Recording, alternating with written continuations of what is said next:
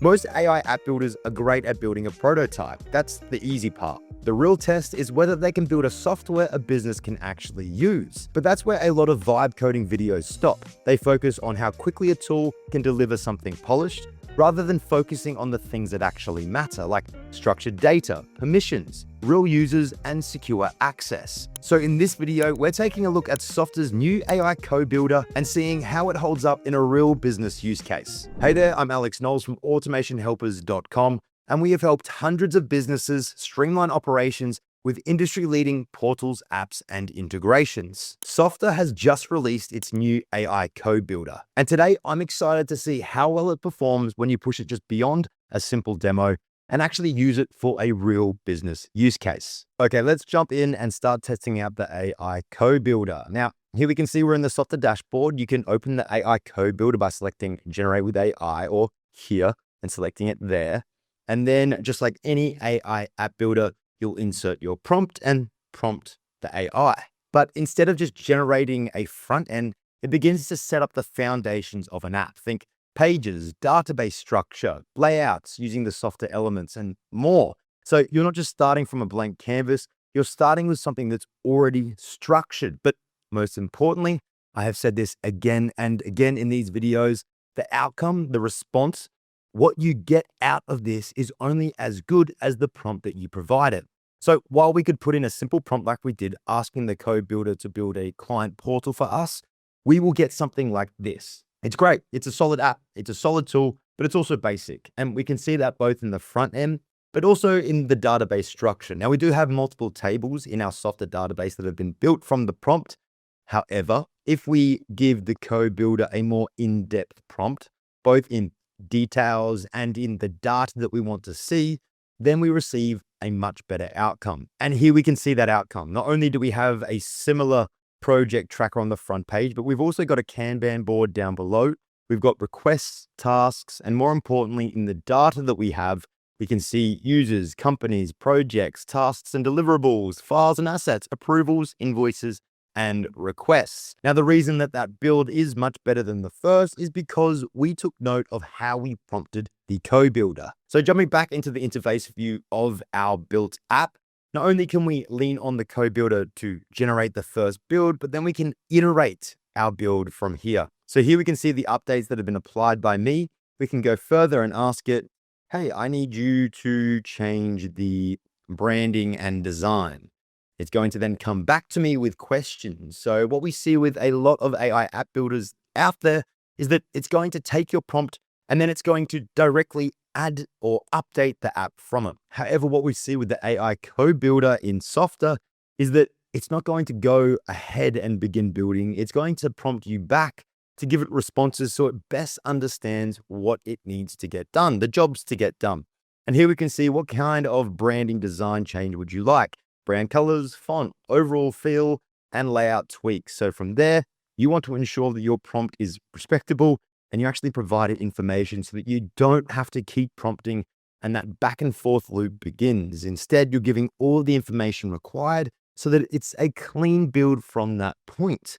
But let's keep looking at what else we can do with the AI Co-Builder. Now, before we look at how else we can utilize the AI Co-Builder, let's discuss why this is a win. Softr's AI Co-Builder is not just generating a front end. It understands the database, the pages, the navigation, the business logic, and the user access structure. Once you prompt the AI Co-Builder, it understands that you are the builder and it gives you requirements. And this is a core differentiator between Softr's AI Co-Builder and those more popular vibe coding tools that we see out there. Because the AI Co-Builder will actually ask you questions around what you are wanting it to do.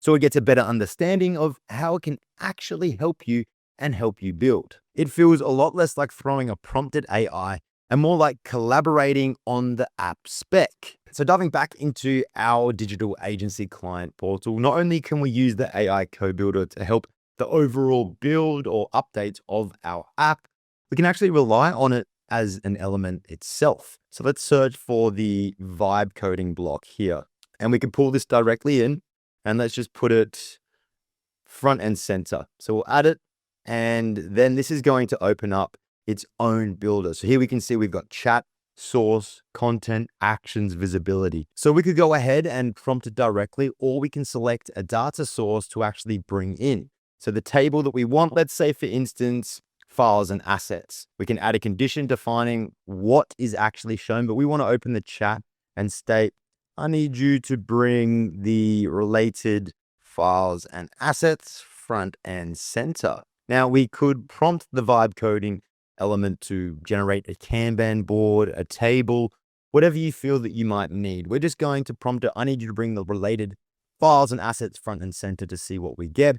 It's rolling up its sleeves. Let's see what the response is. And here we can see that the prompt has been generated. It's brought our files and assets front and center through a card style view.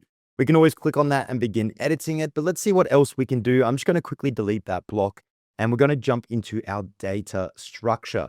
This is where our tables live and the data source of our app resides. So let's open up the vibe coding or the co-builder tool again, and let's ask it to generate a new table. So I prompted it, I need you to create a table for client reviews.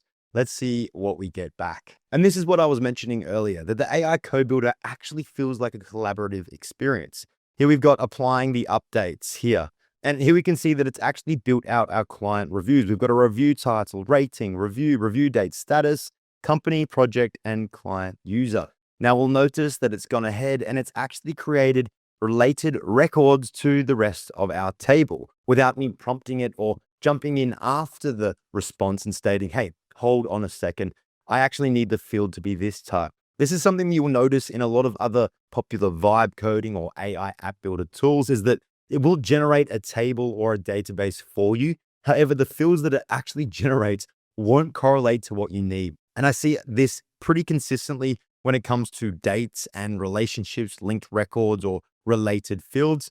It will create a date field, but it will create a text type field. It'll create a company or client field, but it won't be a related or relationable field. And so you'll have to jump in after it has been generated and actually manually edit it yourself. Here directly, we can jump straight in. We'll create a new item there and we can select from our companies, our projects, and actually insert the date of when this is due. Now, a key difference that you will see between Softr's AI Co-Builder and a popular vibe coding tool is in the prompt itself. Now, we do need to mention that depending on which tab you are in will depend on how the AI Co-Builder actually approaches its responses from your prompts. So if you want to edit the interface, the elements, the front end of your Apple tool, well, you'll need to be in the interface and actually prompt it here. If you want to change the data structure or add new tables, you'll need to be in data, which then brings us to users. And this is a big win for Softr's AI Co-Builder, because while Softr is building out your app, it's doing something that most vibe coding tools just can't do. It's setting up proper user authentication and access. If we quickly jump back into our Softr dashboard and ask it to generate on our behalf a client portal, just setting that off, we'll notice that it's going to come back with some questions we would have seen earlier in the build. Here we can see, what should clients be able to do in the portal? View their account, view invoices, submit support requests, track. Now let's type our own and let's just say all of the above. We'll send that off. Then we can see who will use this portal. Clients only, clients plus internal staff, clients, staff, and admins. So we're going to select that. What kind of content will clients access? Mostly their own private data, a mix of private data, shared resources, mostly shared resources, mostly their own private data. And then it will come again. Let's select authentication settings. Email, Google, SSO. Let's keep this locked and secure. Can people sign up on their own? No. I'll invite my users. Yes. Anyone can sign up or domain restricted. I just want my users to be invited. And from there, it goes into the design and the overall layout of the build. And that's the win here, is that most vibe coding or AI app builder tools are just going to jump straight into the build. Then you, a non-technical person, is going to have to do the user authentication. And that's the big win there. Softr understands how important user access and permission authentication is. Most vibe coding tools or AI app builders out there will dive directly into the build and layout itself. Then you're the one that has to jump in and hopefully understand how you can set up the user groups, user authentication, and user access later on in the build after the app has already been built.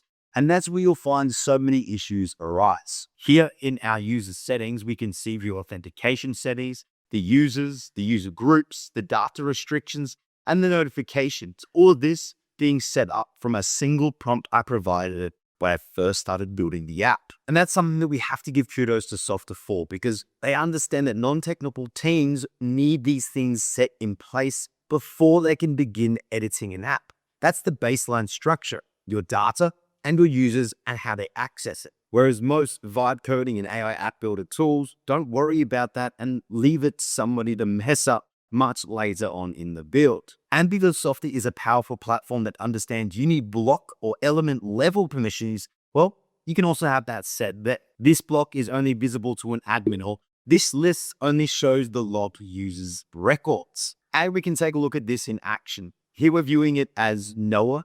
Now, I will quickly mention that Softr's AI Co-Builder understands building an app or tool across different viewports: desktop, tablet, mobile. You'll notice that you don't have issues with the layout, which is a big problem that I see with those vibe coding and AI app builders out there. But what we're looking at is the permissions and the user authentication. So currently we're logged in as Noah. How about myself? I understand, I get access to everything. So now we can see that we actually have access to more data than what we saw with Noah. And if we jump into our mobile view, it's still clean and it's easy to use. We can open up our tasks and see all of the details about the things we are getting done. But not only that, we're able to edit the project directly from the app. And of course, because Softr offers the ability to edit with the AI code builder and manually through blocks or elements, this gives you so much more power on creating and delivering a clean and polished app. And that's a problem that vibe coders can't solve, because they only offer the ability to prompt to build, to prompt to edit, and to prompt to design. Softr gives you the best of both worlds. And once our build is ready, from the moment that we hit publish, everything is ready to go. Our hosting, our login page, passwords, user roles, all locked in. We can share this with our team, with our clients right away. And if I want to know if the permissions and user groups set up right, I don't have to scan through code I can't read. I can visually check it within Softr Studio and through a preview. The big win here is that Softr understands where things break. Building with AI is easy, but when it comes to scaling and maintaining that build, well, that's where things start to fall apart. Building is the easy part. Maintaining software is where the real costs and complexities show up. And that's where Softr stands out here. If you want to explore Softr's AI Co-Builder, check out the description of this video, where we've included a link below to sign up and start building. It's a really interesting option if you're looking to create real business software, not just polished demos.